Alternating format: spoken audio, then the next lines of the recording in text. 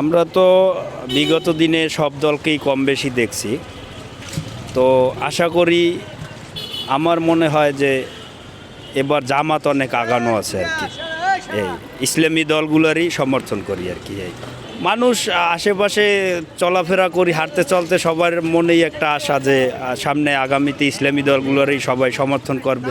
ওই রকমেরই দেখছি, সবাই কি আর কি কম বেশি আলাপ করি, মনে হচ্ছে যে ইসলামী দলের সাপোর্টই বেশি আর কি। আমি নিজেও ইসলামী দলে ভোট দেবো ইনশাল্লাহ। জামাতের সিস্টেমটা হয়েছে এমন, এদের মনে করেন যে সব চেইন অফ কমান্ড মাইনে চলে। তারপর এরা হয়েছে আপনার যাইয়া এরা কোনো মানে চাঁদাবাজি দখলদারি কোনো কিছুতেই আমরা 5ই আগস্টের পর দেখি না যে কোনো জায়গায় যেয়ে তারা চাঁদাবাজি বা কিছু একটা দোকানের সাধারণ মানুষের যে আপনার এই চাঁদাবাজি চলতেছে, এইগুলোর ভিতরে আমরা জামাতের লোক কখনোই দেখি না। আমার মনে হয় জামাতই ভালো হবে দেশের জন্য আগামী নির্বাচনে।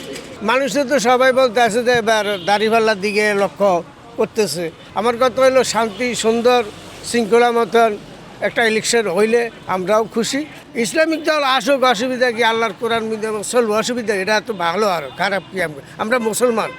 আসন যথাসম্ভব দাঁড়িপাল্লাই পাবে বেশিরভাগ, কারণ আশা করি আমরাও চাই যে দাঁড়িপাল্লা আসুক।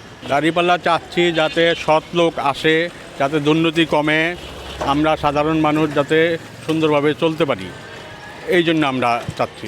সেগুলা সবই তো দেখলাম, আপনার এই এরশাদ দেখছি, জিয়া দেখলাম, খালেদা জিয়া দেখলাম, হাসিনা দেখলাম, সবই তো দেখলাম। এখন আমরা চাই নতুন একটা দল আসুক। তারা কি চায়, না চাইলে তাদেরকে আবার 5 বছর পর ভোট দিব না। তারা শিক্ষিত লোক, তারা সৎ মানুষ। এই যে আপনার বিএনপির সময় এই 2 জন মন্ত্রী ছিল জামায়াতের, আজ পর্যন্ত এখন পর্যন্ত তো কোনো 2 টাকার দুর্নীতি বাই করতে পারেনি। আমি আশা করি যে জামায়াত পাস করবে এবং আমিও ভোটও দিব জামাতে।